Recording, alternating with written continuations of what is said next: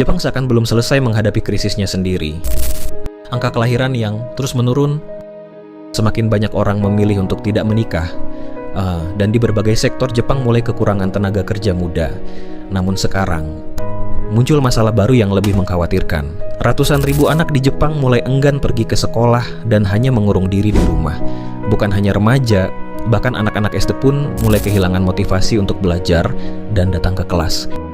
Di negara yang selama ini dikenal disiplin, rajin, dan memiliki sistem pendidikan kelas dunia, apa sebenarnya yang sedang terjadi? Kenapa semakin banyak anak muda Jepang perlahan menjauh dari sekolah? Dan apakah ini hanya sekadar fenomena bolos biasa? Atau sebenarnya mereka sedang berharap bereinkarnasi ke dunia lain dan jadi superpower?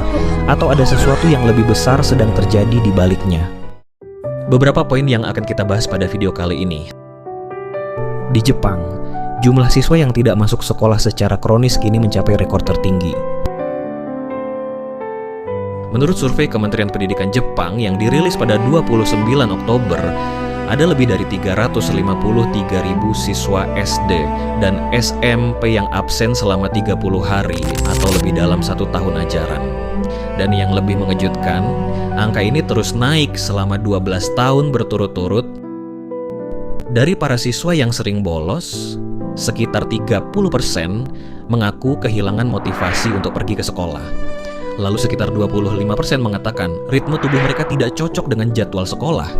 Sementara 24,3% lainnya mengaku mengalami kecemasan dan depresi. Artinya, ini bukan sekadar soal malas sekolah. Ini adalah tanda bahwa banyak anak mulai merasa terbebani, lelah, dan tidak sanggup mengikuti tekanan sistem pendidikan yang ada. Jumlah siswa SMP yang absen kronis mencapai 216.000 lebih, sementara siswa SD juga meningkat tajam menjadi 137.000 lebih. Dan yang paling mengkhawatirkan, siswa kelas bawah seperti kelas 1 dan 2 mengalami kenaikan yang sangat besar dibanding 1 dekade lalu. Para pakar pun mulai menyoroti kemungkinan dampak dari pandemi. Selama pandemi virus corona, banyak anak kehilangan kesempatan bermain dan berinteraksi secara normal di taman kanak-kanak maupun fasilitas anak lainnya.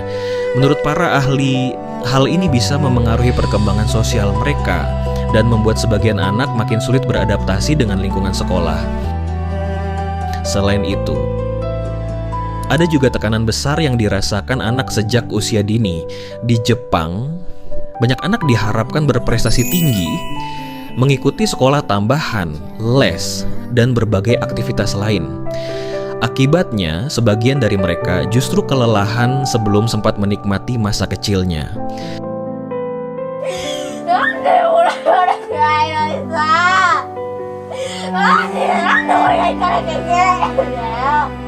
Dan ketika itu terjadi, beberapa anak memilih untuk menjauh dari jalur pendidikan tradisional sama sekali.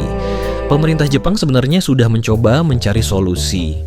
Sejak tahun 2004, mereka mendorong hadirnya sekolah pembelajaran yang beragam, yaitu sekolah dengan metode belajar yang lebih fleksibel dan jam belajar yang lebih ringan. Selain itu, ada juga pilihan belajar daring melalui sekolah non-akreditasi bagi siswa yang kesulitan hadir langsung ke kelas.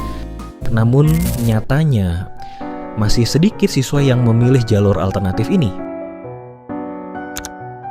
Para pakar menilai Jepang mungkin perlu berpikir ulang secara menyeluruh tentang sistem pendidikannya. Salah satu profesor bahkan mencontohkan Perancis yang memiliki pusat pembelajaran jarak jauh nasional dan memberikan lebih banyak kebebasan bagi siswa untuk memilih tempat belajar, termasuk pendidikan di rumah jika kondisinya memungkinkan.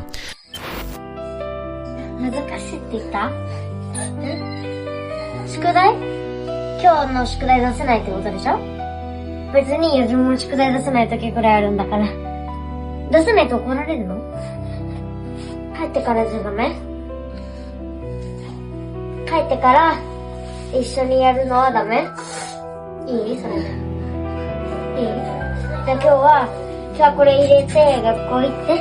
いい？ Pesannya jelas, masalah ini bukan hanya tentang siswa yang tidak masuk sekolah, melainkan semakin banyak anak yang perlahan menyerah pada sistem pendidikannya sendiri. Bayangkan, di negara yang terkenal disiplin, rajin, dan memiliki salah satu sistem pendidikan paling ketat di dunia, ratusan ribu anak kini memilih untuk tidak datang ke sekolah.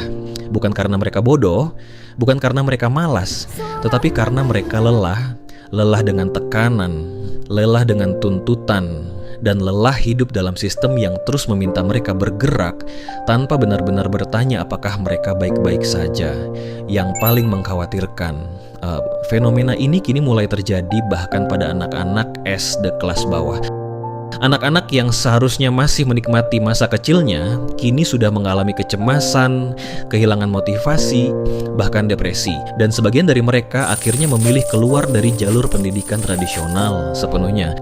Ini bukan lagi sekadar masalah bolos sekolah. Ini adalah alarm bahwa ada sesuatu yang sedang retak dalam cara masyarakat modern mendidik anak-anaknya. Karena jika sekolah mulai terasa lebih menakutkan daripada masa depan itu sendiri, maka mungkin yang perlu berubah bukan anak-anaknya, tetapi sistemnya. Jangan lupa untuk menuliskan saran atau kritik di kolom komentar. Jadi, mohon bantuannya klik tombol subscribe dan like agar channel ini bisa terus berkembang. Os.